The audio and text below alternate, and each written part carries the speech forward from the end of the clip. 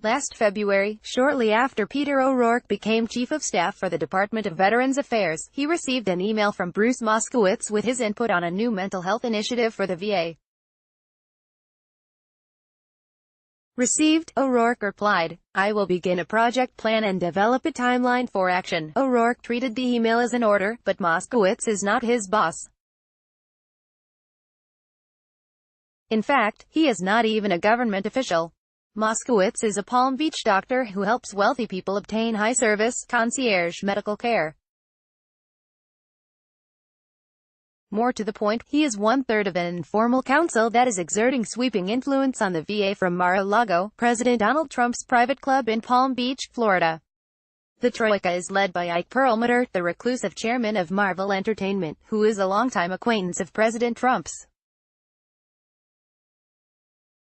The third member is a lawyer named Mark Sherman. None of them has ever served in the U.S. military or government. Yet from 1,000 miles away, they have leaned on VA officials and steered policies affecting millions of Americans. They have remained hidden except to a few VA insiders, who have come to call them the Mar-a-Lago crowd. Perlmutter, Moskowitz and Sherman declined to be interviewed and fielded questions through a crisis communications consultant. In a statement, they downplayed their influence, insisting that nobody is obligated to act on their counsel.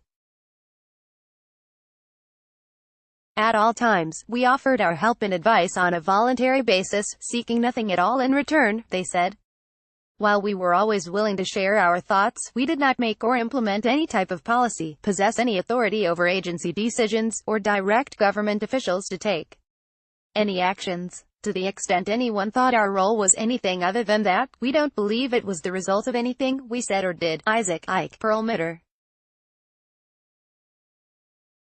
Susan Walsh, APVA spokesman Kurt Kishore did not answer specific questions but said a broad range of input from individuals both inside and outside VA has helped us immensely over the last year and a half. White House spokeswoman Lindsay Walters also did not answer specific questions and said Perlmutter, Sherman, and Moskowitz have no direct influence over the Department of Veterans Affairs, but hundreds of documents obtained through the Freedom of Information Act and interviews with former administration officials tell a different story, of a previously unknown triumvirate that hovered over public servants without any transparency, accountability or oversight.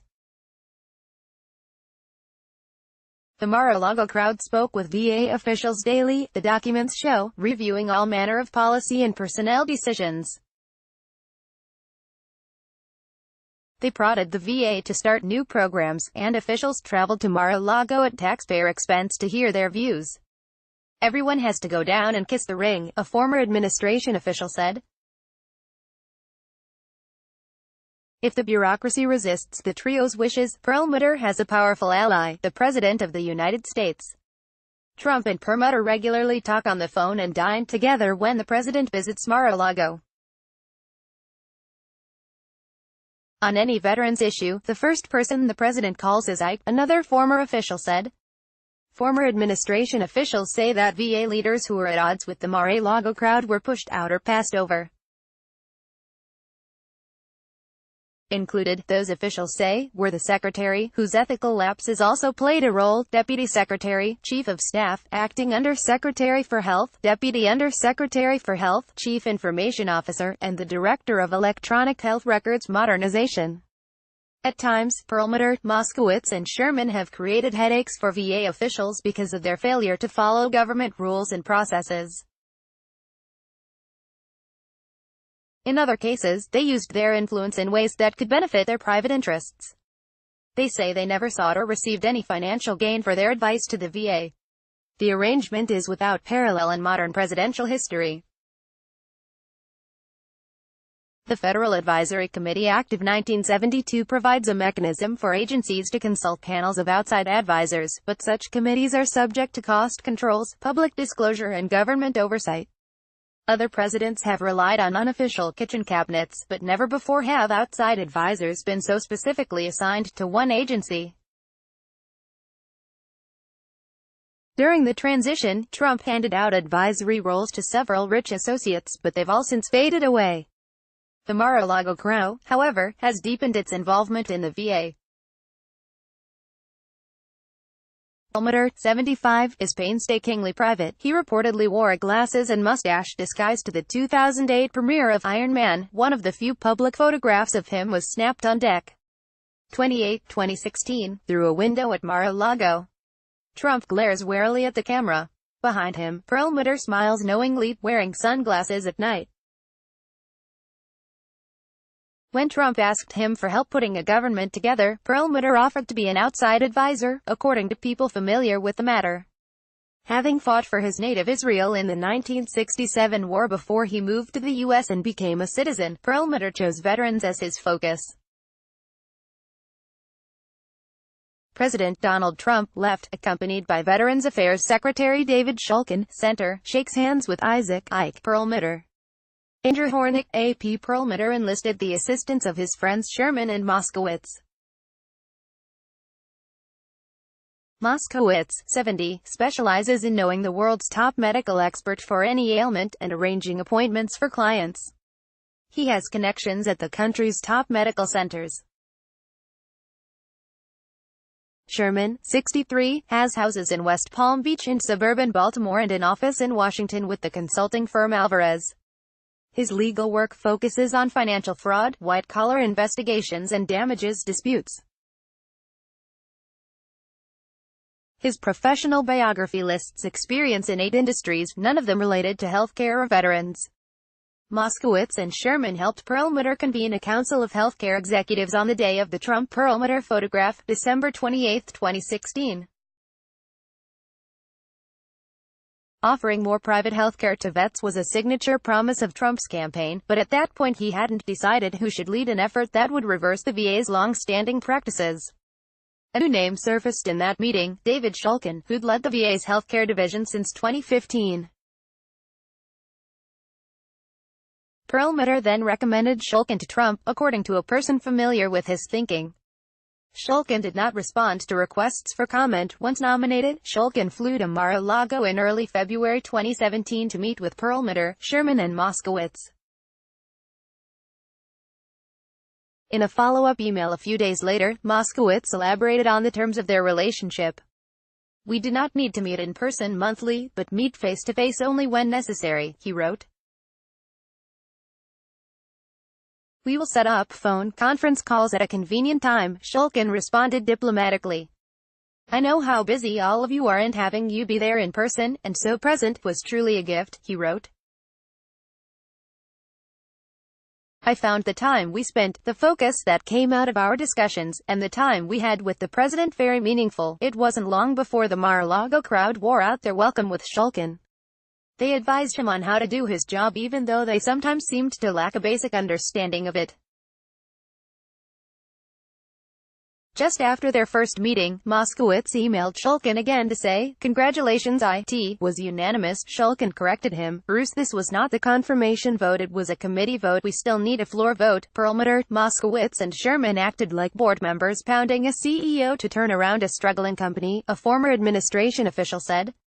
In email after email, officials sought approval from the trio for an agenda Shulkin was about to present to Trump for a research effort on suicide prevention and for a plan to recruit experts from academic medical centers.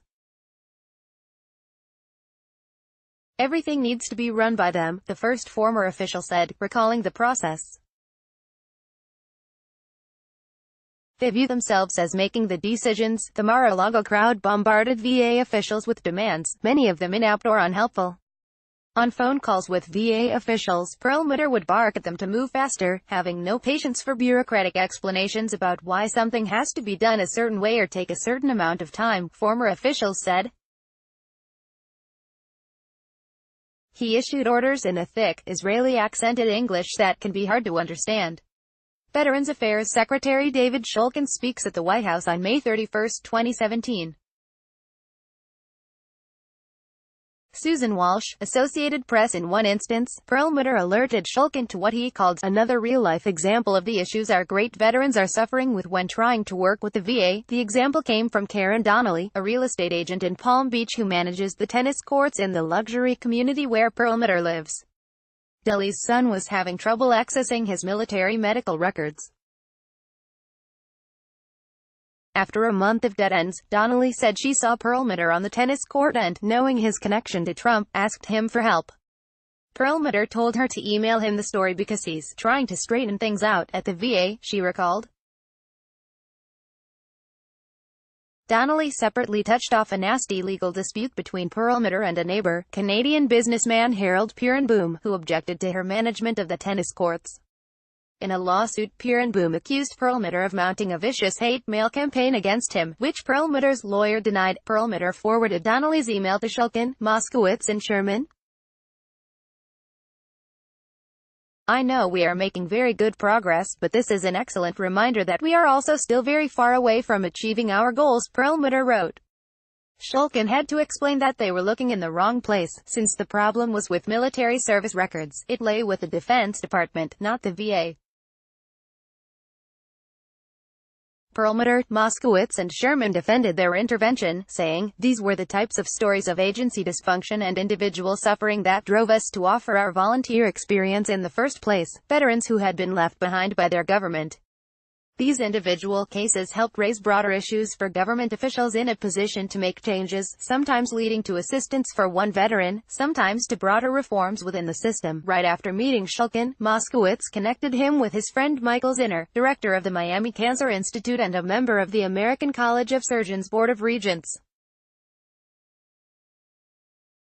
Zinner declined to comment. The conversation led to a plan for the American College of Surgeons to evaluate the surgery programs at several VA hospitals. The plan came very close to a formal announcement and contract, internal emails show, but stalled after Shulkin was fired, according to the organization's director, David Hoyt. Besides advocating for friends' interests, some of the Mar-a-Lago crowd's interventions served their own purposes. Starting in February 2017, Perlmutter convened a series of conference calls with executives at Johnson.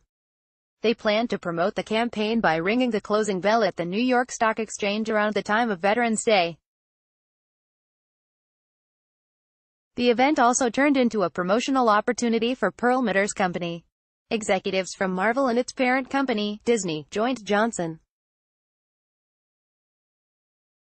Shulkin rang the closing bell standing near a preening and flexing Captain America, with Spider-Man waving from the trading pit, and Marvel swag distributed to some of the attendees.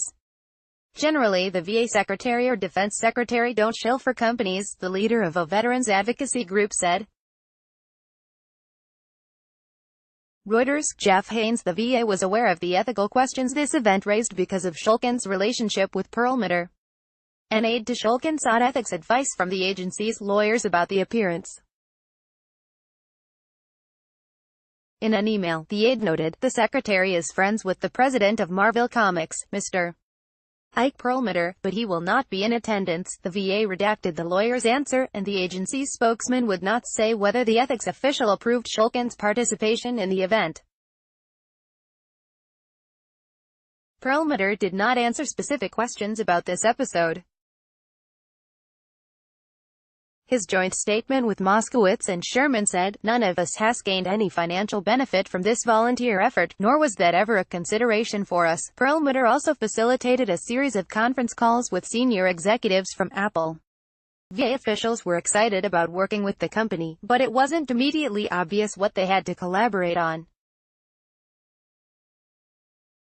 As it turned out, Moskowitz wanted Apple and the VA to develop an app for veterans to find nearby medical services. Who did he bring in to advise them on the project? His son, Aaron, who had built a similar app. The proposal made Apple and VA officials uncomfortable, according to two people familiar with the matter, but Moskowitz's clout kept it alive for months. The VA finally killed the project because Moskowitz was the only one who supported it. Moskowitz, in the joint statement, defended his son's involvement, calling him a technical expert who participated in a single phone call alongside others.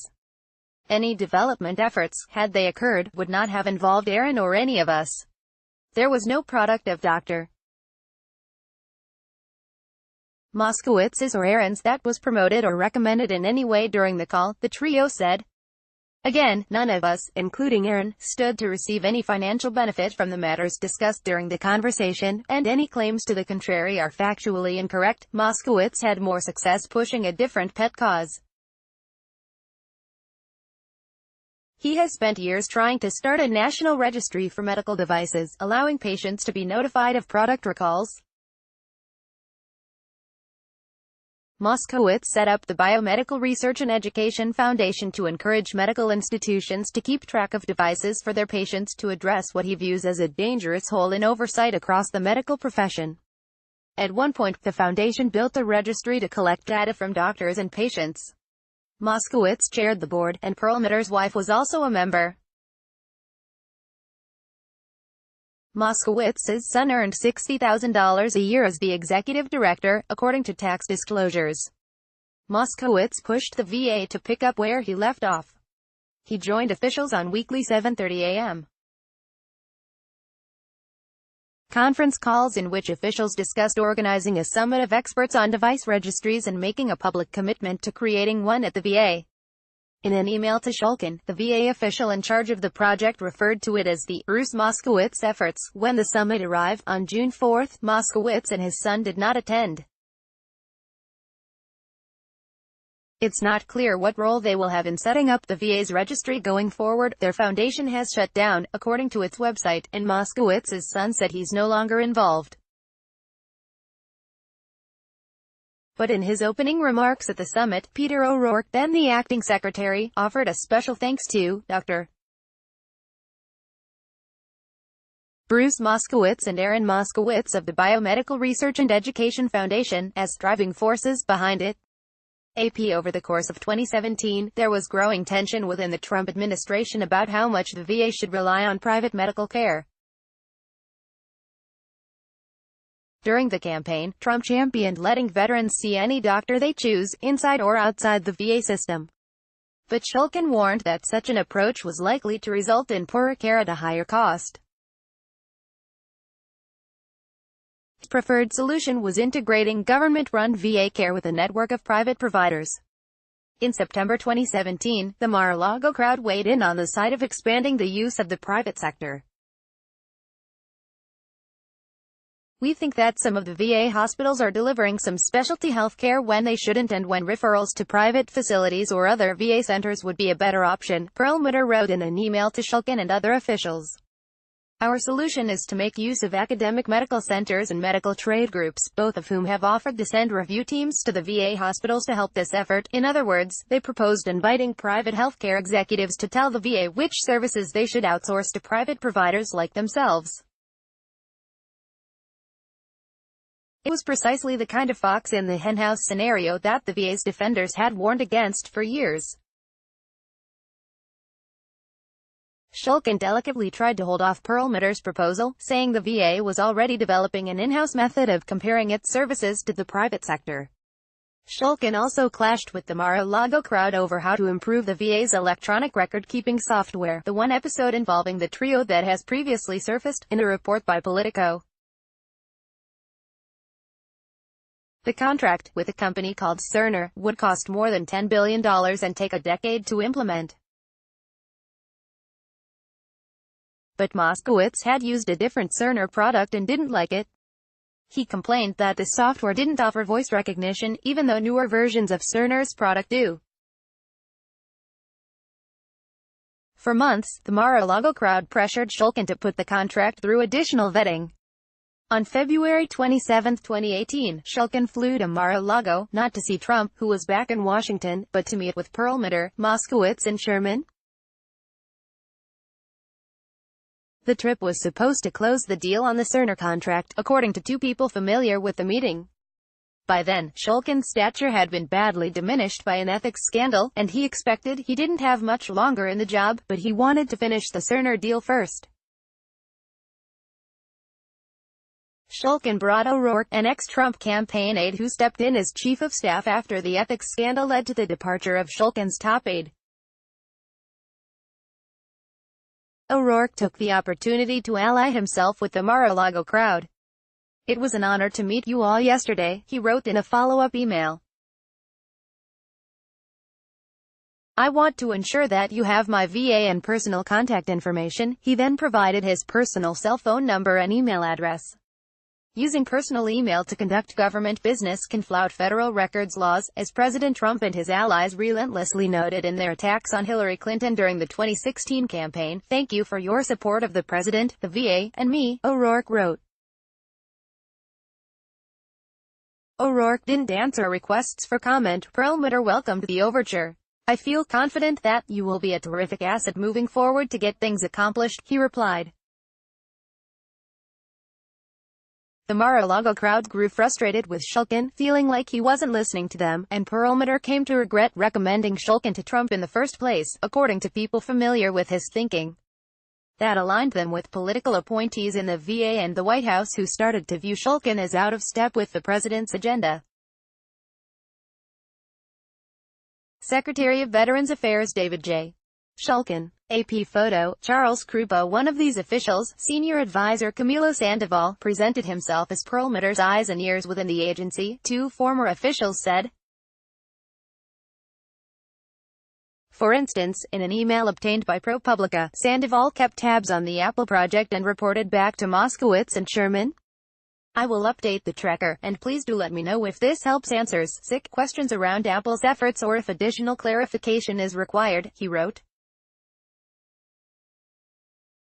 Sandoval, who didn't answer requests for comment, knew Perlmutter because he worked on the campaign with Trump's son-in-law, Jared Kushner, who is also close with Perlmutter. In December, White House advisor Jake Leinenkugel sent Sandoval a memo outlining a plan to upend the department's leadership. Leinenkugel would not say who asked him to write the memo. But it was clearly not intended for Sandoval alone, since it refers to him in the third person. Three people familiar with the situation said the memo was sent to Sandoval as a channel to Perlmutter. The spokeswoman for Perlmutter, Sherman and Moskowitz, said they didn't know about the memo. The memo recommended easing Shulkin out and relying on Perlmutter for help replacing him. Put Shulkin on notice to exit after major legislation and keep POTUS VA initiatives in place, the memo said. Utilize outside team, Ike. Although several factors contributed to Shulkin's downfall, including the ethics scandal and differences with the White House over legislation on buying private healthcare, three former officials said it was his friction with the Mar-a-Lago crowd over the Cerner contract that ultimately did him in. Perlmutter, Moskowitz and Sherman dispute that contention. Any decisions of the agency or the president, they noted in their statement, as well as the timing of any agency decisions, were independent of our contacts with the VA, but it wasn't just Shulkin. All the officials that the Leinenkugel memo singled out for removal are now gone, replaced with allies of Perlmutter, Sherman and Moskowitz. The memo suggested that Sandoval take charge of the Office of Information and Technology, overseeing implementation of the Cerner contract. He got the job in April. The memo proposed removing Deputy Secretary Tom Bowman. He left in June, and the post hasn't been filled. The memo floated Richard Stone for Undersecretary for Health. He got the job on an acting basis in July. Leinenkugel himself took charge of a commission on mental health, the same topic Moskowitz had emailed O'Rourke about. O'Rourke, having hit it off with the Mar-a-Lago crowd, became acting secretary in May. White House physician Ronnie Jackson. Manuel Bale Sanitas. AP Trump initially nominated White House Dr. Ronnie Jackson to replace Shulkin, with Pentagon official Robert Wilkie filling in on a temporary basis. On Wilkie's first day at the VA, Sherman was waiting for him in his office, according to a calendar record. Within a few weeks, Wilkie made a pilgrimage to Mar-a-Lago. He tacked it onto a trip to his native North Carolina, and O'Rourke caught up with him in Palm Beach. They visited a VA hospital and rehab facility, then headed to Mar-a-Lago to meet with Perlmutter, Moskowitz and Sherman, according to agency records. The Mar-a-Lago crowd gave Wilkie and O'Rourke rave reviews.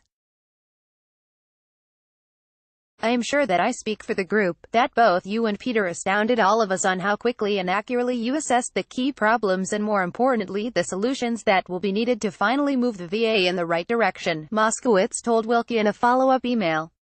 Perlmutter was similarly thrilled with the new regime. For the first time in 1.5 years, we feel everyone is on the same page. Everybody gets it, he said in an email. Again, please know we are available and want to help any possible way 24/7. Wilkie replied that the honor was his. Thank you again for taking time to see me, he wrote.